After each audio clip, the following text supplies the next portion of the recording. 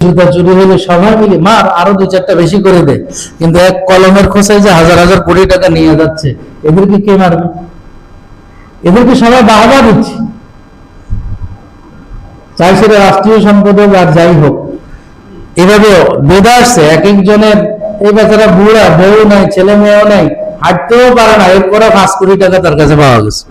মানে কি অবস্থা আপনি চিন্তা করেন যে আমাদের শিক্ষা নৈতিকতা কোথায় গেছে।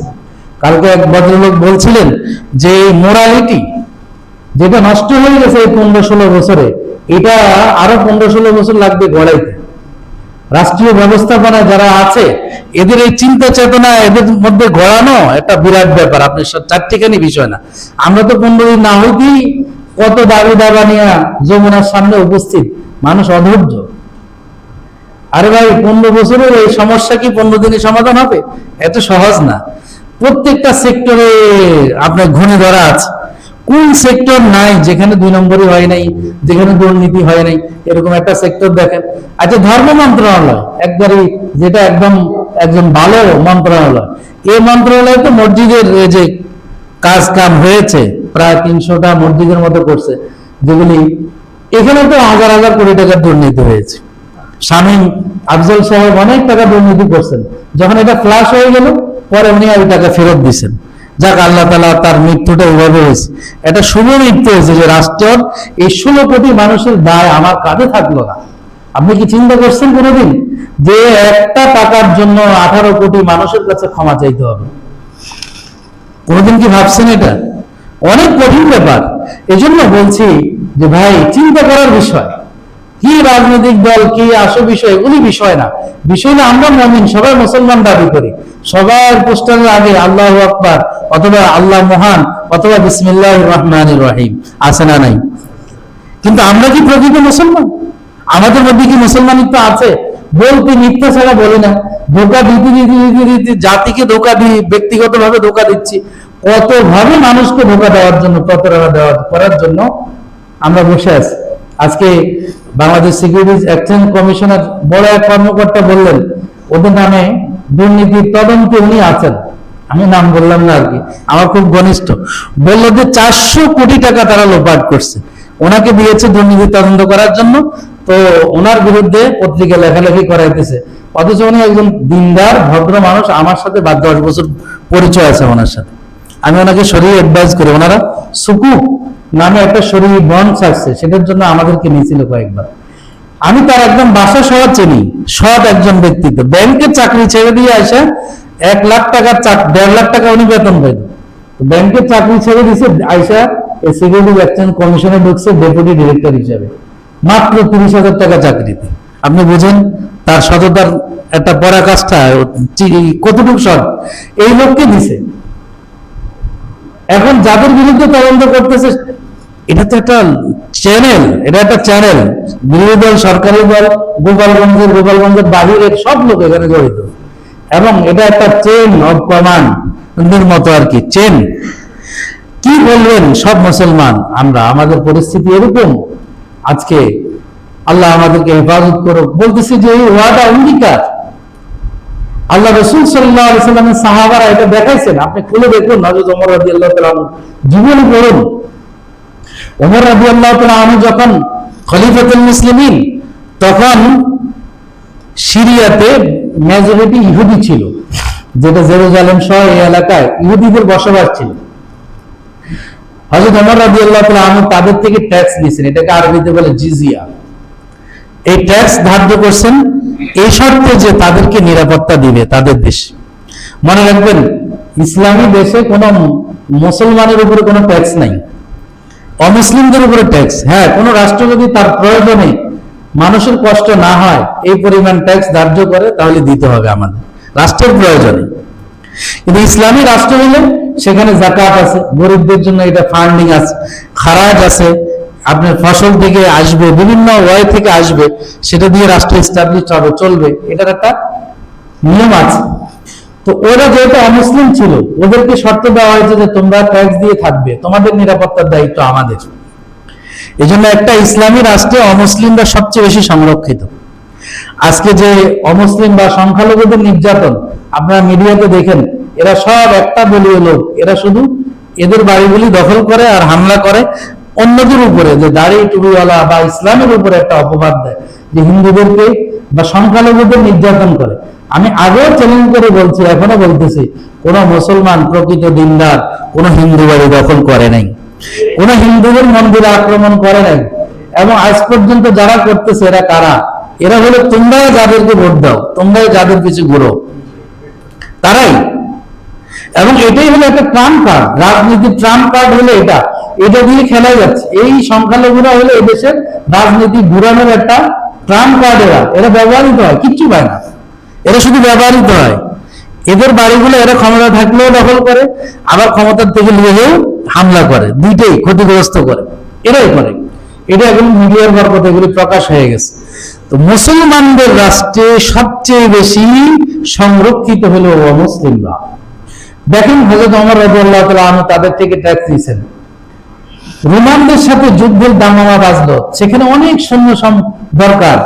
হযরত ওমর রাদিয়াল্লাহু তাআলা আনহু সৈন্যগুলি ওই সীমান্ত এলাকায় নেবেন, এজন্য তাদেরকে বললেন, এবছর যে ট্যাক্স তোমরা দিয়েছো এটা আমি ফেরত দিচ্ছি তোমাদেরকে, কারণ তোমরা আমাকে ট্যাক্স দিয়েছো এজন্য যে তোমাদের নিরাপত্তা নিশ্চিত করব আমি, কিন্তু আমি নিরাপত্তা দিতে পারছি না, যেহেতু আমার জিহাদের জন্য এই সৈন্যগুলি প্রয়োজন, আমি নিয়ে যাচ্ছি। তাদের ট্যাক্স গুলি ফেরত দিছে, অমুসলিমদের ইহুদিদের ট্যাক্স গুলি ফেরত দিছে। রাসূলুল্লাহ সাল্লাল্লাহু আলাইহি ওয়াসাল্লামের সাহাবা দেখেন ওয়াদা করছে, এই ওয়াদা ছিল এটা যে নিরাপত্তা দেবো, নিরাপত্তা দিতে পারছি না, তোমাদের ট্যাক্স তোমরা ফেরত নাও। পারবেন? এটা এই ইতিহাস পৃথিবীতে কেউ দেখাইতে পারছে? একমাত্র মুসলমানরা দেখাইছে। রাসূলুল্লাহ সাল্লাল্লাহু আলাইহি ওয়াসাল্লামের আরেক সাহাবী হযরত মুআবিয়া ইবনে আবি সুফিয়ান, উনি ছিলেন সিরিয়ার গভর্নর, পরবর্তীতে উনি রাষ্ট্রপ্রধান হলেন, এটা পরের বিষয়। হযরত মুআবিয়া রাদিয়াল্লাহু তাআলা আনহু যখন তিনি গভর্নর, তখন রোমানদের সাথে যুদ্ধ বাজছে। একটা চুক্তি ছিল, মাঝে মধ্যে এদের সাথে যুদ্ধ হইতো, সীমান্তে যেরকম হয়। আমাদেরকে দেখেন না যে স্বাধীনতার দিবসও আমাদেরকে লাশ উপহার দেয় আমাদের বন্ধুরা, আর যখন প্রয়োজন হয় তখন পানি ছেড়ে দেয় না, পানি দেয় না। আর যখন প্রয়োজন নাই এখন না জানিয়ে পানি ছেড়ে দিস, আর কয় এটা ভুল হয়ে গেছে, এটা এমনি বলে বাদ, এটা সোর্স 40 বছরে এমনি ছোট না, আজকে এমনি ছোটলো কেমনে? হিন্দুরা যে কোনোদিন মিথ্যা বলে না এটার প্রমাণ, না সত্য বলে না, এরা সবসময় মৃত্যু। এবং এই একটা জাতি যেটা নোংরা জাতি এবং সবচেয়ে হিংসুক জাতি হিন্দুরা। দেখেন আপনি আজকে ফেনীর মতো এলাকা প্লাবিত, নোয়াখালী অঞ্চল, কুমিল্লা দক্ষিণ অঞ্চল, লক্ষ্মীপুর পুরা প্লাবিত। ফেনীতে তো মানুষ ঘর ছেড়ে ঘরের উপরে পানি, দোতলা পর্যন্ত পানি উঠছে, শুধুমাত্র এই পাহাড়ি ঢলে তাদের পানিগুলি আসার কারণে। আমাদের বৃষ্টিতে এত পানি জমে নাই, তো না জানাইয়া ছেড়ে দিছে। এটা একটা যুদ্ধ অপরাধের সামিল, অন্যায়ের সামিল। এদেরকে আন্তর্জাতিক আদালতে বিচার হওয়া উচিত। যে কেউ শক্তি থাকলে এভাবে প্রয়োগ করবে, এটা উচিত না। যে দুর্বলের উপরে এভাবে সবলের অত্যাচার, এটা কোনোভাবে সহ্য করা যায় না। আমাদের অনেক বন্ধুরা দেখবেন এটারে ভিন্নভাবে ব্যাখ্যা করবে, যারা এদের খুব বন্ধুত্ব সম্পর্ক, দৌড় দিলে ওখানে যায় খালুর বাড়ি নানার বাড়ি যায় আশ্রয় নেয়। নির্লজ্জ মুসলমান, নির্লজ্জ বেহায়া। এখানে হলো ইনকামের জন্য আসে আর যাইয়া ওখানে সব ভোগ করে। দেখেন না দৌড় দিছে কোথায়? দৌড় দিয়ে যাইয়া নানার বাড়ি খালুর বাড়ি উঠে। এই ফেনীতে দুর্ধর্ষ সন্ত্রাসী ছিল এই জনার হাজারি, যখন 111 হইল, এরপরে এরা আর খুঁজে পাওয়া যায়নি। তখন ওখানে আমাদের পাশের গ্রামের ডিসি ছিল সুলেমান ডিসি, উনি এরপরে সচিব হয়ে উনি রিটায়ার করছেন, সুলাইমান সাহেব। এখন এবি পার্টির যে যিনি আছেন, খুব সৎ লোক, উনি আমাদের বাজারে দাঁড়িয়ে কাফনের কাপড় নিয়ে গেছে আর সবাইকে বলছে আমি যুদ্ধের জন্য যাইতেছি, কাফনের কাপড় নিয়ে নামছে। এদেরকে প্রমোট করছে এই দেখেন, এই দেশটাকে অশান্ত করার জন্য শামীম ওসমানের মতো ভদ্রলোক, এই জানাল হাজারের মতো ভদ্রলোক, লক্ষ্মীপুরে আছে তাহেরের মতো ভদ্রলোক, আলহাজ না করলে তো এদের কম হয়ে যায়। এরা কোন দলের লোক চিনেননি? এরা ওদেরকে চিনলেও বুঝবেন যে ওই দলের চরিত্র কেমন হয়।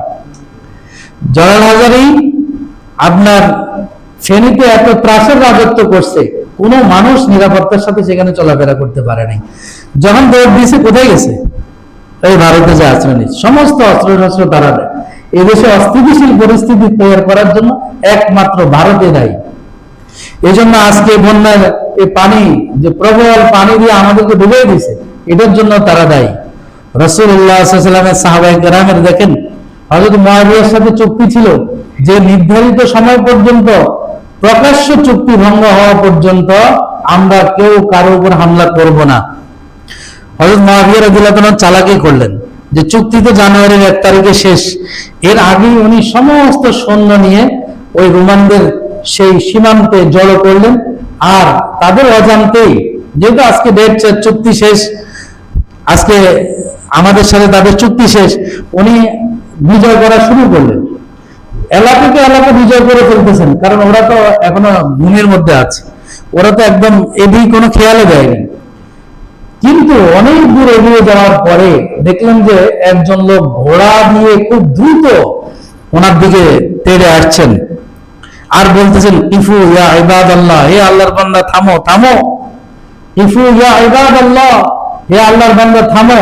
এই কথা বলে যখন একটু একটু কাছাকাছি গেছে, তো উনি চিনতে পারছেন যে আল্লাহ রাসূলের সাহাবী হযরত আমর ইবনে আবাসা। হযরত আমর ইবনে আবাসা। এই হাদিসটি কিতাবুল জিহাদ তিরমিজি শরীফের মধ্যে বর্ণনা করা আছে, কিতাবুল জিহাদ অধ্যায়। তো হযরত আমর ইবনে আবাসাকে দেখে উনি তো চিনছেন তিনি আল্লাহ রাসূলের সাহাবী। থামলেন, বললেন, কি বলেন, কি সংবাদ নিয়ে আসছেন?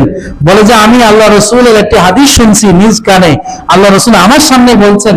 সেটা হলো এই হাদিসটা বলি, মান কানা বাইনাহু ওয়া বাইনা কওমিন আহদুন ফালা ইয়াহিল্লান্নাহু ওয়ালা ইয়াশুদ্দান্নাহু ইলা আন ইয়ামদিয়া আজালুন লাহু আও ইয়ামবুদা ইলাইহিম আলা সাওয়াইন। অর্থাৎ এর তরজমা হলো যে কারো সাথে কারো যদি ওয়াদা থাকে, তো প্রকাশ্য ঘোষণা দেওয়ার আগে তার উপরে হামলা করার বৈধতা শরীয়তে নাই, আল্লাহ রাসূল নিষেধ করেছেন। সুতরাং তুমি যে তাদের এই অবহেলার এই সময়ে তুমি এই সুযোগটাকে কাজে লাগিয়ে তাদের এলাকাকে এলাকা বিজয় করেছো, এটা তোমাকে ফেরত দিতে হবে, রাসূলের নির্দেশ। হযরত মুআবিয়া রাদিয়াল্লাহু তাআলা এই হাদিস শুনেন নাই, শুনছেন হযরত আমর ইবনে আবাসা। এই জন্য সব হাদিস সব সাহাবায়ে কেরামের জানা নেই, আমাদের অনেক ভাইরা বুঝে না। ইমাম বুখারী রাহমাতুল্লাহ আলাইহি অনেক হাদিস আনছেন যেগুলি আবার অন্য ইমাম আনেন নাই। আবার এরকম অনেক হাদিস আছে যেটা হযরত আব্দুল্লাহ ইবনে আব্বাস শুনেন নাই, হযরত আব্দুল্লাহ ইবনে মাসউদ শুনছেন। আবার এরকম অনেক হাদিস আছে যেটা আব্দুল্লাহ ইবনে মাসউদ শুনেন নাই, হযরত আব্দুল্লাহ ইবনে আব্বাস শুনছেন। কারণ সবগুলি মিলে তো আমল করতে হবে। এজন্য হযরত ইমাম বুখারী রাহমাতুল্লাহ আলাইহি হযরত আব্দুল্লাহ ইবনে আব্বাসের riwayatকে বেশি প্রাধান্য দিতেন। উনি ওনার শর্ত অনুযায়ী হাদিসগুলি আনছেন। ইমাম বুখারী বলেন, আমি 6 লক্ষ হাদিস থেকে মাত্র শুধু তাকরার যদি হয় 7,500 হাদিস বা 9,000 সব মিলে, তাবে মিলে সব মিলে 9,000 হাদিস যদি হয়, এগুলি কতগুলি আছে বারবার আসছে, বারবার বাদ দিলে মাত্র 2,500 হাদিস বুখারী শরীফে আছে। তো উনি 6 লক্ষ হাদিস থেকে বাছাই করে মাত্র 2.5 লক্ষ হাদিস আনছেন। আর 6 লক্ষ হাদিস কে আমল করবে? এখন আমাদের বাইরে দেখেছে বুখারী শরীফ, এটা ইমাম বুখারী নিজে বলছেন যে আমি 6 লক্ষ হাদিস থেকে এই মাত্র 2,500 হাদিস আনছি। তাহলে আরো 6 লক্ষ হাদিস আছে তো না? নাই, আছে না? তাহলে ওই হাদিসগুলি শুধু বুখারীতে খুঁজলে তো হবে না, আরো অন্য কিতাব খুঁজে দেখতে হবে যে সেখানে আছে। এই জন্য বুঝে না শুধু বুখারীতে পাইলে আমল করবে, এটা হয় না। এই জন্য সব কিতাব আমল একসাথে করে আপনি যখন দেখবেন, তখন আপনাকে চূড়ান্ত পর্যায়ে একটা সিদ্ধান্ত নিতে হবে। আর ওই সিদ্ধান্ত আমি আপনি নেওয়ার যোগ্যতা রাখি না, এই জন্যই ইমামদের অনুসরণ করতে হয়, ইমাম মানতে হয়। এই বিষয়ে সিদ্ধান্ত দাতাদেরকে মুজতাহিদ বলা হয়, ইমাম বলা হয়। তাদের সিদ্ধান্তটাই মাযহাব আকারে আমাদের সামনে আসছে, এই জন্য মাযহাব মানতে হয়। মাযহাব মানা ছাড়া কোনো উপায় নেই। এটা ভিন্ন কথা বললাম। তো দেখেন এখানে স্পষ্ট বলছে, কোন সম্প্রদায়ের সাথে যদি তোমার কোনো ওয়াদা থাকে, অঙ্গীকার থাকে, স্পষ্ট ঘোষণা দেওয়ার আগে অথবা সময়সীমা মেয়াদ উত্তীর্ণ হওয়ার আগে তুমি তার উপরে কোনো ধরনের হামলা করতে পারবা না। এই হাদিস শোনাই দেওয়ার পরে হযরত মুআবিয়া রাদিয়াল্লাহু তাআলা আনহু বিজিত যত এলাকা তিনি বিজয় করেছেন, সবগুলো রোমানদেরকে ফেরত দিয়ে নিজ এলাকায় চলে আসছেন। পৃথিবীর কে ইতিহাস দেখাবে? আজকে যে আপনি মানবাধিকারের কথা বলেন, আজকে যে আমাদের দেশে এই যে মানবাধিকার সংস্থা জাতিসংঘ তার অধীনে আছে, বিভিন্ন মানবাধিকার হিউম্যান রাইটস আছে। আজকে যে ফিলিস্তিনে যে নির্দয় ভাবে মানুষদেরকে হত্যা করা হচ্ছে, কেউ তো কোনো কথা বলে না, আওয়াজ তোলে না। আমাদের দেশে আমরা কাদিয়ানীদেরকে অমুসলিম ঘোষণা করতে দাবি তুলছিলাম, শুধু এদের কোনো উপাসনালয় আমরা হামলাও করি নাই, শুধু ওখানে যে কাদিয়ানী উপাসনালয় লাগাইছিলাম, মসজিদ বাদ দিছি, শুধু মসজিদ। আমরা বলছি মসজিদ এটা মুসলমানদের পরিভাষা, এটা তোমরা ব্যবহার করতে পারবে না। এই যে আশা শুরু হয়েছে বিদেশিদের যে সংখ্যালঘু নির্যাতন, এটার জন্য মিডিয়া এমন ভাবে প্রচার করছে যে বিএনপির আমলে সবচেয়ে বেশি সংখ্যালঘু নির্যাতন কারা? এই কাদিয়ানীরা। অথচ তাদের উপরে কোনো নির্যাতন হয় নাই, শুধু মুসলমানদের পরিভাষা যেন তারা ব্যবহার না করে। এখনো আমরা বলি যে কাদিয়ানীরা এগুলি থাকতে পারবে ঠিক, কিন্তু মুসলমানদের কোনো পরিভাষা তারা ব্যবহার করতে পারবে না। মসজিদ এটা মুসলমানদের পরিভাষা, তারা বলবে যে কাদিয়ানী বা আহমদিয়া মুসলিম জামাতের উপাসনালয়, ইবাদতখানা, এটা বলতে পারবে। এই জন্য সবচেয়ে নিরাপদ রাসূলুল্লাহ সাল্লাল্লাহু আলাইহি ওয়াসাল্লামের জামানায় অমুসলিমরা ছিল, এবং এর পরবর্তীতে অমুসলিমরা নিরাপদ ছিল। যখন তারা রাসূলকে হত্যা করার জন্য চূড়ান্ত চক্রান্ত করছে, তখন মদিনা থেকে ইহুদিদেরকে বের করে দেওয়া হয়েছে। এটাও আমাদের অনেক শিক্ষিত ভাইদের জানা উচিত যে মদিনা থেকে তো ইহুদিদেরকে তাড়িয়ে দেওয়া হয়েছে। কেন তাড়াইছে? তারা যখন সমস্ত চক্রান্ত করছে রাসূলকে হত্যা করার জন্য, আল্লাহ তাআলা সেটা জিবরাইলের মাধ্যমে জানাই দিয়েছেন যে এখন তোমার তাদের সাথে যুদ্ধ করার সময় আসছে। আল্লাহ রাসূল সাল্লাল্লাহু আলাইহি ওয়াসাল্লাম তাদের সাথে যুদ্ধ করলেন, এরপরে তাদেরকে মদিনা থেকে তাড়াই দিলেন। এই তাড়াই দেওয়ার কারণ তাদের অপরাধ, রাসূলকে হত্যার অপরাধ, হত্যার ষড়যন্ত্র করছে। এই জন্য হুকুমদাতাও সমান অপরাধী, যে হত্যা করছে, যে পুলিশ, যে হুকুম দিছে, সবার অপরাধ হলো মৃত্যুদণ্ড। ঠিক না? ঠিক, মৃত্যুদণ্ড হওয়া উচিত এবং কয়েকশো বার ফাঁসি দেওয়া উচিত, কারণ 2-3 হাজার ছাত্র মারা হয়েছে। আপনি যে বুদ্ধিজীবী কবরস্থানে যায় দেখেন, একই কবরে 3-4 জনকেও দেওয়া হয়েছে, যাদের কোনো ঠিকানা পাওয়া যায় নাই। যাই দেখে আসেন, এটা তো কাছেই, আমরা যদি সত্য না বলি তো দেখে আসেন, আপনার একদম কাছে আছে। অনেকগুলো নতুন নতুন কবর পাবেন একসাথে, যেখানে কবর দেওয়া হয়েছে। এখন মা বাপ তো জানে যে সে ঢাকায় গেছে চাকরি করতে, চাকরি করবে, করতেছে, হয়তো ফোন বন্ধ, ফোন দিচ্ছে না, কিন্তু ওই যে দুনিয়াতে নাই, খবর তো নাই। আর বলতেছে আমি পানি মারছি, হেলিকপ্টার থেকে পানি দিছে, সত্য বলছে। কিছু মুসলমান আমাদের দেশে বলবে যে এটার মতো সত্য পৃথিবীতে আল্লাহ আল্লাহ রাসূলের কথা থেকেও বেশি সত্য। এরকম মুনাফিক আছে না নাই? এরা মুসলমান না, এদেরকে চিহ্নিত করে করে প্রত্যেক এলাকা থেকে চিহ্নিত করে রাখবেন যে এরা মুনাফিক, এরা মুসলমান না। আল্লাহ আমাদেরকে হেফাজত করুক। এই জন্য ওয়াদা অঙ্গীকার এভাবে রাসূল ঠিক রাখছেন, সাহাবায়ে কেরাম এভাবে ঠিক রাখছেন। আমরা মুসলমান দাবিদার একটা ওয়াদা করি, কোনো ঠিক নেই। ব্যবসায়ী হলে তো ঠিকই নেই। ব্যবসায়ী মানে কয় হুজুর দেখ সবাই এরকম করে, এটা কি হলো? ব্যবসায়ী মানে সবাই এরকম করে। আমি কয়েকজন ব্যবসায়ী আমাকে বললো কেন এরকম করবো, কয় টাকা ঘুরায় পুরো বছর দিবে, অল্প অল্প করে দিবে। কেন? আমি ওয়াদা করছি দিব, বস আমি হাওলাত করে হলেও দিব, না পারলে তার থেকে মাপ চেয়ে নিব যে আমি 2 মাস পরে দিব। কিন্তু মিথ্যা কেন বলবো? এরা বলছি ভাই আসেন, হ্যাঁ আসছে, এখন এটা নিয়ে 2 ঘন্টা 3 ঘন্টা বসে রাখছে। আরে ভাই সে পাবে, তার তো কাজ আছে, টাকা দিয়ে চেকটা দিয়ে দেন। এই জন্য ব্যবসায়ী মানে সত্যবাদী। আল্লাহ রাসূল বলছেন যে সত্যবাদী ব্যবসায়ী আর তাজিরু সাদুকুল আমিন মান নাবিয়িন ওয়াস সিদ্দিকিন ওয়াস শুহাদা ওয়াস সালিহিন, যারা সত্যবাদী ব্যবসায়ী তাদের হাসর নাসর হবে না নবীদের সাথে, সিদ্দিকিনদের সাথে, শুহাদাদের সাথে। আবার উল্টাটাও আছে হাদিস, যে ব্যবসায়ী মিথ্য, ধোঁকাবাজ, প্রতারক, তার হাসর নাসর হবে কারুনের সাথে, হামানের সাথে, ফেরাউনের সাথে। এটাও বলা আছে। এই জন্য ব্যালেন্স রাখা আছে শরীয়তে। সত্যতার সাথে ব্যবসা হয় না, কে বলছে? আপনি জুতাটা কিনে আনছেন, ভাই আমি তো 150 টাকা, আমি 150 টাকা হলে বিক্রি করবো। ওই হুজুর আপনার জন্য হইলো 150 টাকা, নইলে এটা তো 200 টাকা বেশি। কি জন্য মিথ্যা কথা বলো? আমার কিনে হইলো 150 টাকা, আপনাকে তো দিয়ে দিস, তা আমাদের 1000 টাকা আমি তো দুলা হয়ে গেছি, তুমি আমার দিয়ে দাও। সবসময় এই কথা কওয়া আসলে যে আমরাও দেখি দিয়ে দেয়, তো তুমি ব্যবসা করো কেমনে? আমরাও চাইলে করবো ভাই, আমরাও দেখি না দিয়ে দিছি না, তো এটা 200 টাকার নিচে বেশি না। মিথ্যা কথা বলার দরকার কি? সত্য বলেন ভাই 150 টাকা হলে নিতে পারবেন, একদম আমি পারবো না, এর নিচে, বাস হয়ে গেল। মানে আমাদের দেশের ট্রেডিশনে এরকম হয়ে গেছে যে ব্যবসা করতে হলে মিথ্যা বলতে হবে। কেন ভাই? আল্লাহ তাআলা আমাদেরকে সহি বুঝ দান করুক। আল্লাহ তাআলা আমাদের সকলকে সমস্ত আযাব ও গজব থেকে হেফাজত করুক, সমস্ত গুনাহগুলি মুক্ত থেকে জীবন যাপন করার তৌফিক দান করুক। যারা আমরা কবলাল জুমা পড়িনি, মেহেরবানি করে কবলাল জুমা পড়িনি।